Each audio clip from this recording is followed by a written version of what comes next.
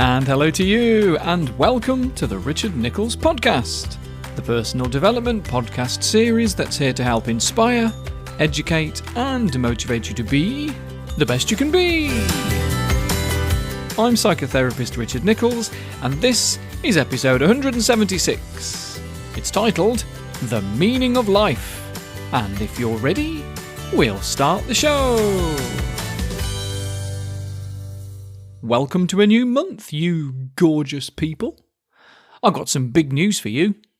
I started my patron-only episodes back in January, earlier this year, and said back then that I'd try it for a year to see if it's worth doing. Turns out, yes it is. And as the patron count has snuck up, slowly but surely, over the year, it's up to enough now for me to take a single day off each week to make a podcast, rather than doing it over the weekend and in the evening. I can do it one day each week, whichever day that's going to be, maybe Fridays. So as of January, one day each week is just going to be for podcasting and not client work. And what I was originally going to do was begin lowering the cost of that as more patrons came on board. To $7 is the top level at the minute. Was going to drop it to $6. More patrons come on because it's cheaper. Drop it to $5, and so on and so on. But chatting with my patrons about all this, they're the ones that are paying for it. What we've decided to do instead is keep it at the $7 per month level and use the extra cash. This is exciting. Are you ready for this? To fund counselling or psychotherapy for someone who wouldn't normally be able to afford it. NHS waiting times for counselling is far too long at the minute. It's ridiculous. I mean, absolutely ridiculous. And it's severely underfunded. I know politicians are talking about how they plan to increase funding over the next few years, but it's such a big job. And if you've been following the political debates in the run-up to the flipping general election, you'll see that there are some high earners who just aren't happy to see tax increases. And if there is a way of crowdsourcing it so that only those that can afford to and are willing to contribute extra can do, then let's make that happen. So whether you want to be a top-level patron for $7 each month and get all my extras, or you just want to donate $1 or somewhere in between or more or whatever each month, please go to patreon.com, that's Patreon, patreon.com/Richard Nicholls. And I'm going to be working with the BACP and UKCP therapists here in the UK to provide funds when someone says either that they need to stop therapy on financial grounds or can't even start. And I'm really excited about it. And it's taking the edge off this general election and Brexit stuff. For me, that's for sure. So that's that. And moving on with the episode, partly influenced by all of that, although I was planning on talking about this at some point this year anyway, today is all about having meaning and purpose to your life, something that crops up a lot in emails from listeners and definitely crops up in the therapy room. To a degree, I think everyone has some sort of existential crisis at least once in their life and wonders what the point of it all is. We go to work. We come home, we eat, we go to bed, and rinse and repeat until you're too old to do it any longer. And although there's other stuff that goes on, sometimes we don't see it because our thoughts are clouded by what seems like pointless things. Now, I want to separate something, though. I want to separate meaning from purpose, because I think of them as two different things, really. We can have a meaningful life without having any particular purpose, you see, because living a meaningful life becomes the purpose. If what we do on a fairly consistent basis has a point, has some sort of meaning, there's a reason for it, then life doesn't feel so empty. It reminds me of something that a lecturer called Dan Ariel once said, which was that if aliens were watching us, and they witnessed a marathon, they would see all these people running and think that it must be some sort of punishment. that these thousands of people must be being forced to run those 26 miles because the only reason to be happy with it is when it's over. It's the getting it over with that makes people happy, not the running of it. Yet the runners themselves, on the whole, would say that it's the entire experience that makes them enjoy it, the start, the middle and the end, the training, the doing and the crossing of the finish line. Yet there's hardly any moment in the whole 26 miles where they wouldn't be just as happy, if not happier, at home with a cup of tea, a packet of biscuits and watching Only Fools and Horses. Which is fine, but has less meaning than the marathon does.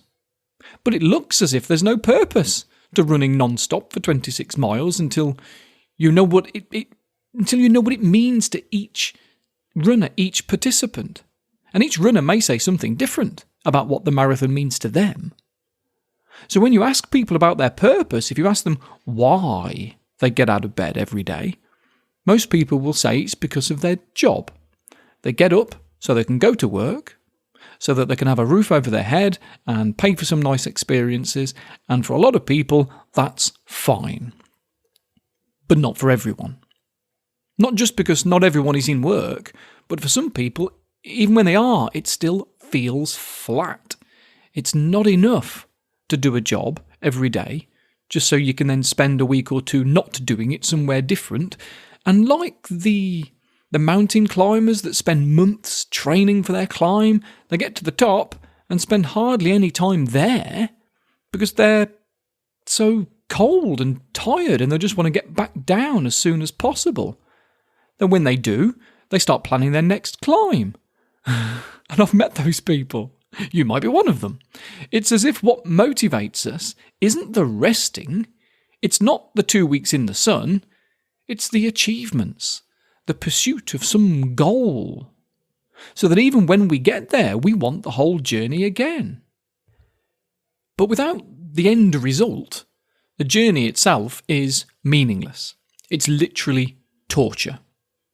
Victorian prisons used to do exactly that as a punishment. Prisoners would have to turn the handle on a crank machine, this box with a handle on it that did nothing other than force cups through sand inside this box. And depending on how much punishment the wardens thought that the prisoners should get that day, the adjusting screw was set to a specific level for them.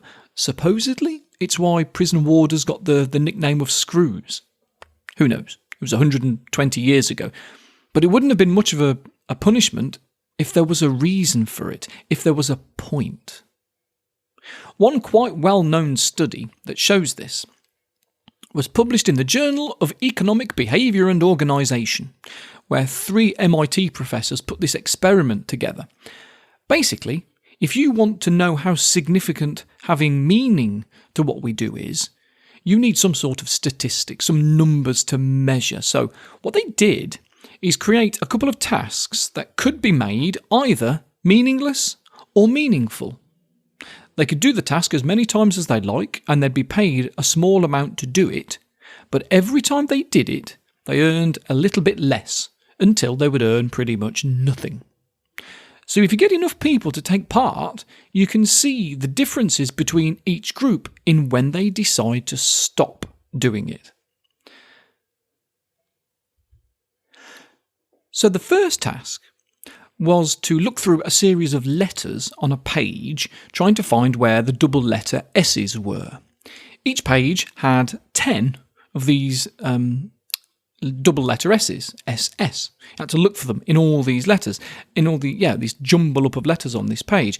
If they found them, they'd hand in the paper to the experimenter and they'd earn 55 cents. If they wanted to do it again, they'd earn 50 cents. If they wanted to do it again, they then earned 45 cents and so on, until they decided to quit. And then they got all the pennies, or cents, because this was in the States. Now, there were 3 groups where the task is exactly the same, but one of 3 things happened. Number 1, they were asked to write their name on the sheet beforehand, and were told that when they handed it in to the experimenter would examine it and file it away, and they called this the acknowledged condition. Number 2. That group wasn't asked to write their name on it, it was to be anonymous. And they were told that when they handed it in, the experimenter would simply put it on top of an existing pile of papers and wouldn't look at them. This was called the ignored condition. And number 3 was the same as the ignored condition, except that as well as being unexamined, each time they handed one in, it would immediately go through a shredding machine right in front of them. So this was called the shredded condition. Now, because it was possible to cheat in all of the conditions, seeing as no one was monitoring it there and then, and the incentives to cheat are arguably higher in the ignored condition and especially in the shredded condition, where cheating was not only impossible to detect, but there was no consequences at all if they did. Now, when you ask other people what differences they'd expect to see happen between these 3 groups, people tend to say that because the first group requires you to be more conscientious, and the other 2, especially the shredded group, where cheating is not only possible but inconsequential and requires less work, then people would want more money for doing it in that first group, so they'd quit sooner. Wrong. Turns out it's the exact opposite. In the acknowledged condition, the average wage where they decided to stop was about 15 cents. In the ignored condition, it was 26 cents on average, and in the shredded condition was 28 cents. Because the workers were being acknowledged by someone, they were willing to work for almost half the money. Or, look at it this way, when being ignored and unacknowledged, we want twice as much. Almost half of the people in the acknowledged group were willing to work for 5 cents. In the other 2 groups, only 17% would go that low down. Yet they're all doing exactly the same thing with the same purpose. The purpose being, I'm taking part in an academic study in the economics department of this university. But there is a different meaning behind what they're all doing. And the study found exactly the same thing by asking people if they wanted to build some Lego Bionicles designs for money. 2 groups this time, all following the same Lego design each time that would take about 10 minutes to assemble. And when they'd finished, they'd hand it into the experimenter to get $2, and then if they wanted to make it again, they'd earn 11 cents less until they'd made 20 of them, where it would stay at 2 cents for every one that they made until they decided to quit, and they could just go and collect the money and leave. Now, one group, when they handed it in, the design sat on a desk, and they were just given a new, identical box to build, and the experimenter's desk would fill up with all these Lego Bionicles characters, all exactly the same, and they called this the meaningful group. The second group only had 2 identical Lego kits, so that when they were given the next one, the one they just previously built was then being taken apart by the experimenter and put back in the box. And if they wanted to do it another time, they'd get the same kit back to rebuild it. And they called this one the Sisyphus group. Because in Greek mythology, Sisyphus was a king who was punished by the god Zeus for his deceitfulness and was forced to roll a huge boulder up a hill, only for it to roll back down again whenever it got close to the top, and had to repeat it all for eternity. That was Sisyphus. Now, despite the fact that the physical task requirements and the wage schedule were identical in both groups, the subjects in the meaningful condition built significantly more bionicles than those in the Sisyphus condition. In the meaningful group, one of the 20 that was taking part made 22 of them. They almost ran out of Lego. And the most popular quitting point in that group was after making 10 of those characters. In the Sisyphus condition, no one went past making 13 of them. And the most popular quitting point was just 4. Now, when you ask other people what they expect to see happen, people correctly assume that they'd make less in that group. People predict that the first group would probably just make only 1 extra bionicle. That it being pointless wouldn't have much of an influence. Some, but not much. But no, It has a huge influence. And the horrible thing about this, the awful part of this experiment, was that before the 40 people who were building Lego started, they were each asked about their normal enjoyment of building Lego. Because what you'd expect is that if someone naturally enjoys putting Lego together anyway, then they'd build more. And in a meaningful condition, that's exactly what you see. On the graph, it's a straight line. The more that they previously said they enjoy it, the more likely they are to make more. But in the I might as well be pushing a boulder up a hill and watching it roll back down group, there was literally zero correlation at all. It didn't matter how much they normally enjoy Lego. In that condition, it did not have any influence at all on how many they made. So, the experiment contained people who had a natural appreciation for a particular task, and the experimenters were able to destroy it. And anyone that's been halfway through a project at work and then been told that it's been scrapped knows exactly how that feels. And I've met plenty of people like that. I work in the West Midlands, and for a little while, more at least, there's a lot of engineering projects around here. But the financial crisis of 2008 and the pulling out of the UK investors following the Brexit vote has led to so many people feeling just like those Lego builders. They might have a purpose, go to work, pay the mortgage, but the meaning behind it feels pointless, and so their enjoyment of life slumps. So what do we do, guys? It's one thing to know all about this, but how do we apply it? If our purpose is just to live, how do we find the meaning in our life? Well, we've got to go looking for it. We've got to look for it until we find it. And if we can't find it, then we need to make it. And if there aren't enough hours in the day or days in the week, then something's probably got to change. So, look at the things you do and the projects you have. I use the word project rather than goal because goals can have a conclusion, a finishing point, but projects can be ongoing. So what are your projects? If I look at mine, and because of this episode, I've done this. Actually, I've been kind of doing this on and off for the last 10 years anyway, but okay, if I look at my projects, I've got my client work, I've got my podcast, and now I've got my fundraising idea. I help some friends and colleagues with their websites. These all seem a little external, although I do like the website stuff for lots of reasons. The software I use is called RapidWeaver, and is very much based on a community of small developers making these little plugins. And there's a real sense of belonging with it, bizarrely. What else? What do I enjoy? Well, I love spending time with my family. My wife, my son, they're really important to me. And what else? Well, I love words. I love stories, so literature, reading, even graphic novels with amazing artwork to appreciate at the same time.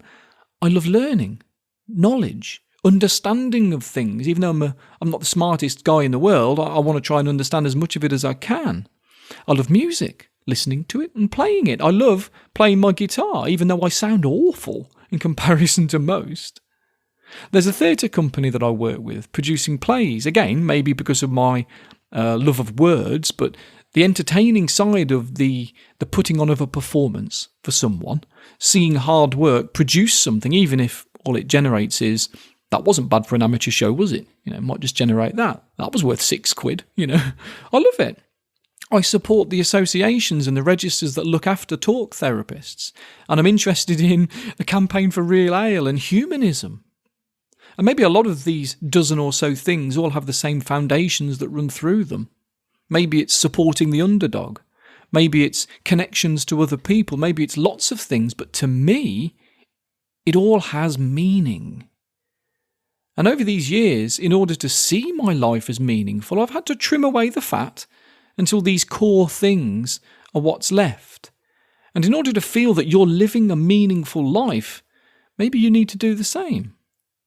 If you write down all the projects you've got ongoing, not just the goals you have, not just get fit, learn Italian or whatever, but everything you're involved in, and look for the meaning behind it all. Look at each one of your projects in turn and think about its importance to you. Why you want to do it, or achieve it? What does it mean to you? Is it consistent with your values, your personality traits? When I look through my things, it does, finally. I've trimmed away the things that are inconsistent with my values, and I'm left with a meaningful life right now, anyway, this time and place. I regularly evaluate it and reevaluate it. I see a therapist every 2 or 3 weeks and talk all these things through to make sure I'm living a life that is consistent with my values and my personality traits. And hopefully, that means I can pay it forward and try and make the world a better place. And as with topics like this, it's huge. And a single 15-minute, now 20-minute plus episode is really only scratching the surface. There is so much more that we can explore here. And if you'd like to play a bigger part in all of this, then please consider becoming a patron of the podcast in some sense or other. If you go to patreon.com and search for Richard Nicholls or follow the link in the show notes, you can join Patreon and support what I'm doing. Either the top level tier, the $7 per month level, where you get all my previous podcast episodes going back years. You get a new one every Monday morning and access to my hypnotherapy and meditation exercises as well. Or you can join up and pay whatever you want, even just $1 per month to help fund therapy sessions for someone who ordinarily wouldn't be able to get it. It's no exaggeration to say that we have the ability to not just change lives, but save them. And personally, I can't think of a bigger purpose. I really, really can't. So I'll let you go and do that if you like. You don't have to. Your life is your own. If you're a top-level patron, I'll be back on Monday with another episode for you. And if not, have a great Christmas, and I will speak to you in the new year. Take care, folks. Bye!